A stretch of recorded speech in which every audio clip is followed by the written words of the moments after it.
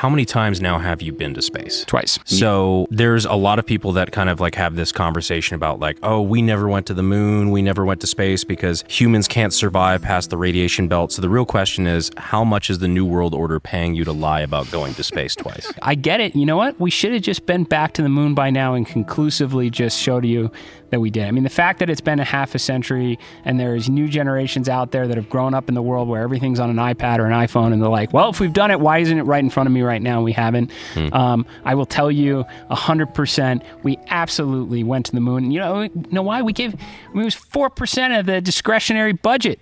NASA right now is 0.25%. Believe me, you give 4% of that money in the best and brightest minds for a decade, you're going to do some pretty damn awesome things. But it was so expensive and we beat the Soviets there for a lot of good reasons. It definitely had benefits back here on Earth, but we lost the will to do it. We didn't have the stomach for the budget, and we let way too much time go by. That's changing.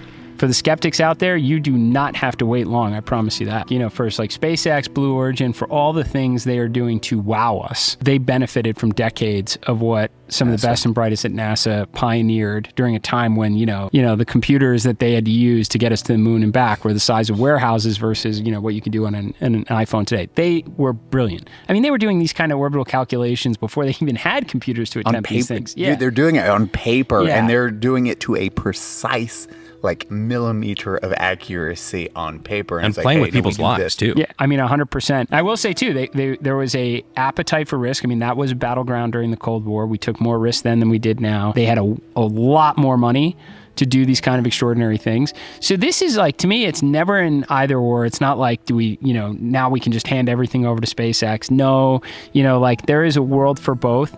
And what it means is just NASA has to recalibrate for when they pioneer something, they truly figure it out and hand it off to industry to do it better, where competition can create innovation and drive down costs. I mean, the best thing in the world for SpaceX is Blue Origin to do well. I mean, they'll just feed off each other and give us really cool things like we've all been seeing, right? And then what does NASA do? It works on what they can't do.